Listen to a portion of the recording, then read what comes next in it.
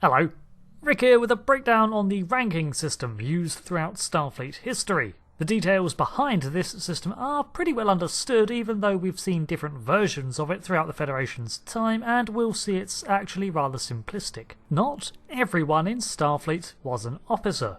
There were many, arguably most, who were simply crewmen of various non-commissioned ranks such as Petty Officer, Chief Petty Officer and Specialists.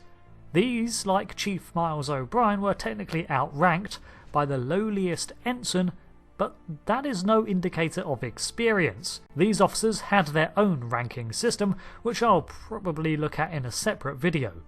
Starfleet's officer ranking system has seen some slight variation with time, but overall remains very minimalistic and has almost no tiers within a rank.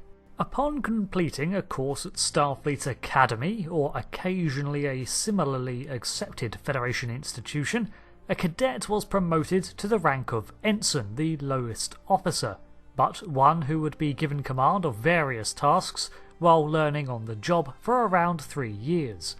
In the early 23rd century, the absence of rank bars served to illustrate the position of Ensign, while crew members often had a different uniform altogether.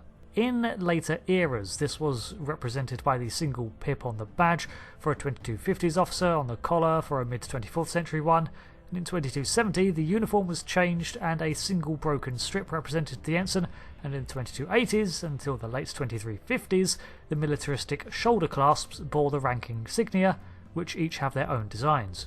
These are the major insignia variations with time.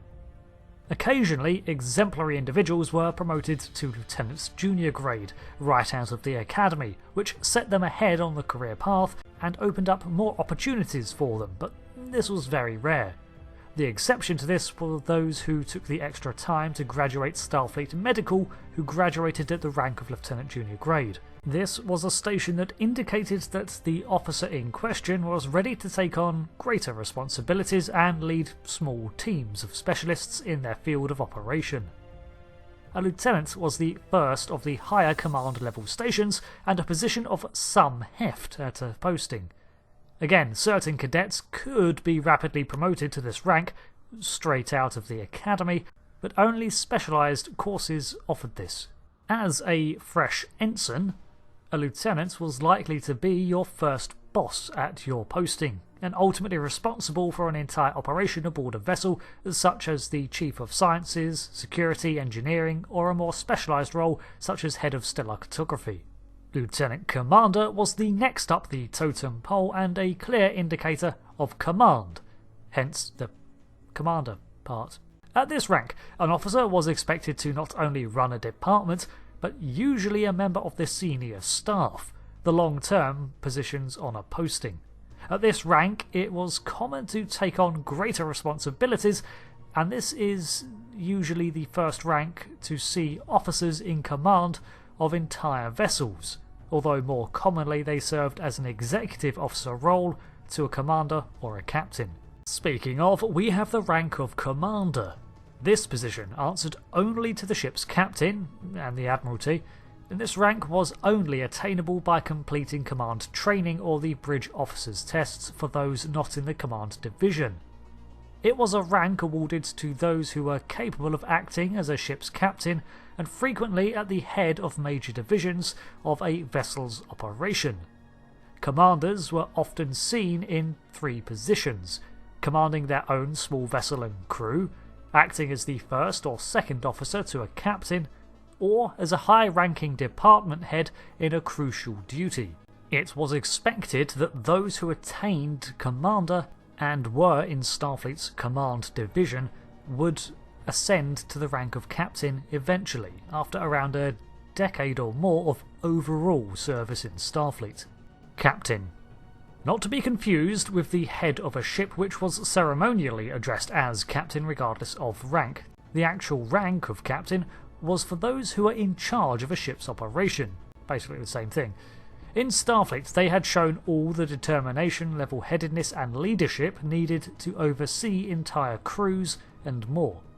Few who enter into Starfleet actually attain the rank of captain, and not everyone seeks it because of the responsibility involved.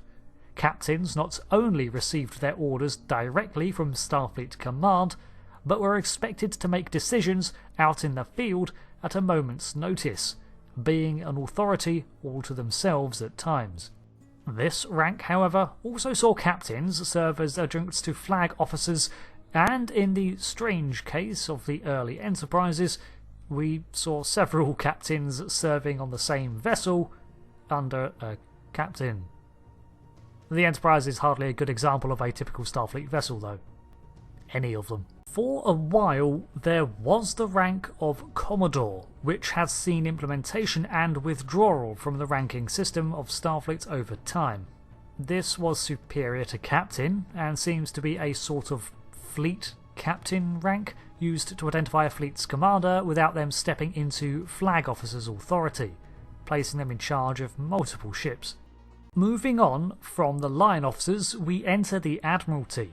These are the people who make the plans, assign missions, deal with other governments, and liaise with the Federation Council. The lowest admirals is the Rear Admiral. These people often oversaw large installations and assigned orders to a select group of captains, but frequently worked alongside the line officers. Any member of the Admiralty could requisition a flagship with authorization and use it as a mobile base. However, technically the ship was still commanded by its own captain, and the Admiral just pointed the captain in the direction they needed to go. Aside from this, Admirals fly desks, not a ship. Vice Admirals often were assigned to oversee operations and endeavours on behalf of Starfleet or the Federation. In times of war, they coordinated battle plans from the front lines and acted as the Admiralty's eyes and ears in the field while having the backing and authority of Starfleet Command. Typically, Vice Admirals acted from star bases. Admirals oversaw entire or several operations involving multiple ships or facilities and had a large sway in the decisions and direction of Starfleet. It was their meetings that advised the Fleet Admirals' actions. They were authorized to speak on behalf of the Federation and her interests in matters of diplomacy, but also acted as the face of Starfleet in other positions, such as at Starfleet Academy. As you may have noticed, the higher up the ranks you go, the more politics play out, even for an organisation such as Starfleet, which already is heavily diplomatic. Fleet Admiral is the highest rank in Starfleet, and as the name suggests, had the authority of an admiral over entire fleets of ships. The Commander-in-Chief of Starfleet was chosen from these select few, but the irony is that in this position they often spent more time as diplomats delivering reports to the UFP than commanding the fleet.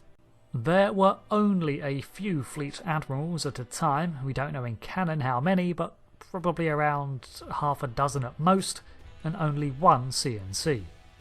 So that pretty much covers the ranks of Starfleet. However, it is often cited that Starfleet is not a military organisation. Defence is only one of its duties, and we do see this with their ranking system too. It is really rather basic.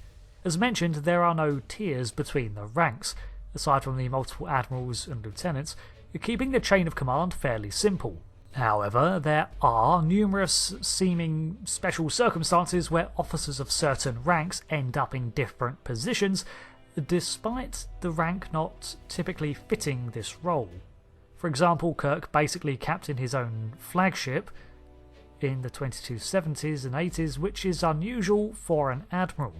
Spock served as first officer while he was a captain, and Commodore O wormed her way into the head of Earth's Starfleet security position previously held by a member of the Admiralty, although her title was Director, so that could be different. It seems that Starfleet's rank has a lot to do with how orders are relayed, as expected, but often it's not a factor in where people get appointed, within reason. It does seem that if Starfleet has a particular person in mind for a job, occasionally they'll just assign them that position, but a promotion is not always necessary, and they don't like to stand in the way of a person's own direction and career choices. Someone who starts in Starfleet Medical can obtain the rank of Commander, despite not having command experience, but then take the appropriate training to even make the rank of Captain. Or perhaps even entering into the Admiralty to oversee Starfleet Medical. We also see admirals serving as Starfleet lecturers at times, and having active roles among the cadets, taking on protégés and the like. Again, it all seems a bit loose as to who gets to do what and at what rank, so in this aspect, yes, Starfleet is very unmilitaristic. Thanks for watching this video on the officers' ranking in Star Trek. I'm curious as to how much this tallies up against real-world command structures, as I'm sure the duties and roles of real ranks are a bit more succinct and tied down. Thanks for watching this lore video anywho. I've been Rick and I'll see you again next time for another one. Goodbye.